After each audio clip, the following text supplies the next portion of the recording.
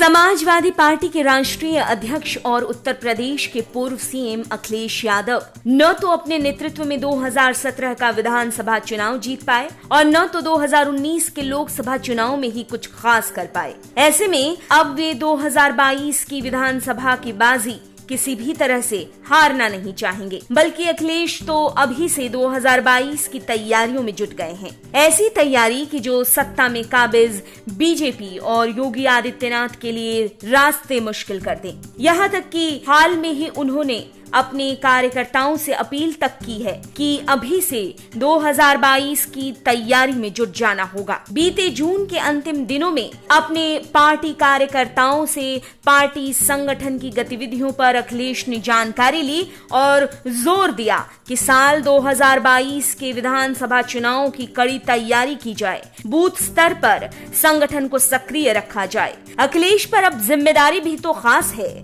जब उनके हाथ में बागडोर सपा की है और सत्ता में वापसी का चैलेंज है। ऐसे में वे किसी भी तरह से 2022 को हाथ से जाने नहीं देना चाहते। वैसे देखा जाए तो अखिलेश यादव इस बार आत्मविश्वास से भरे लग रहे हैं, क्योंकि हाल के समय में हुए उपचुनाव में अखिलेश की सपा ने बेहतरीन प्रदर्शन किया, जिससे अखिलेश ये आंख पाने में सक्षम हो पाए हैं कि अभी उनकी स्थिति प्रदेश में अच्छी है। हाल ही में रामपुर, जैतपुर, जलालपुर में हुए उपचुनावों में सपा की हुई जीत ने अखिलेश को गदगद कर दिया। आंकड़ा देखा जाए तो इन चुनावों में कुल वोटों का 22.6% वोट सपा को मिले हैं।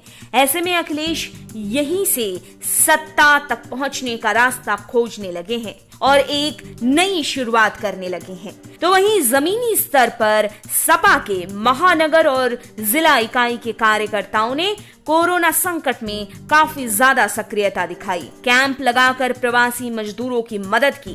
तैयारियों में कैसे अखिलेश यादव जुटे हैं, इसे इस तरह से भी समझा जा सकता है कि युवाओं और जमीनी स्तर पर काम करने वाले नेताओं को अखिलेश यादव इस बार तरजीह देने का मन बना बैठे हैं और इसका कड़े तरीके से फैसला ले चुके हैं। इस बात पर भी उनका जोर होगा कि लोगों से ज्यादा जुड़ा जा सके, जिससे कि बूथ स्तर पर आने वाले समय में मजबूती के साथ जनता के सामने जाया जा सके। अखिलेश कुल मिलाकर इस स्ट्रैटेजी पर काम करने का मन बना चुके हैं कि पहले जनता से सीधे जुड़ा जाए, उसके बाद वोटों को समेटा जाए और फिर विरोधी पार्टियों के खिलाफ माहौल बनाया जाए।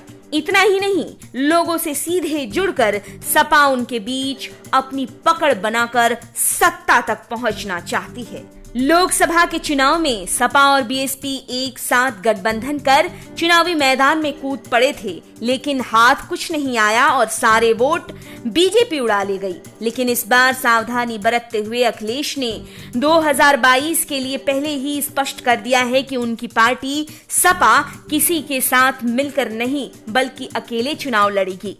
अब देखना ये होगा कि आखिर 2022 के लिए जो रणनीति अखिलेश यादव बना रहे हैं वो कितनी कारगर साबित होती है। क्या सपा के लिए सत्ता पाना आसान होगा या फिर एक बार फिर बीजेपी सपा पर हावी होगी? सवाल कई हैं जिनके जवाब आने वाले समय में ही मिल पाएगा। फिलहाल अखिलेश की तैयारियां सपा की वापसी की संभावनाएं तो बढ़ाती ही हैं।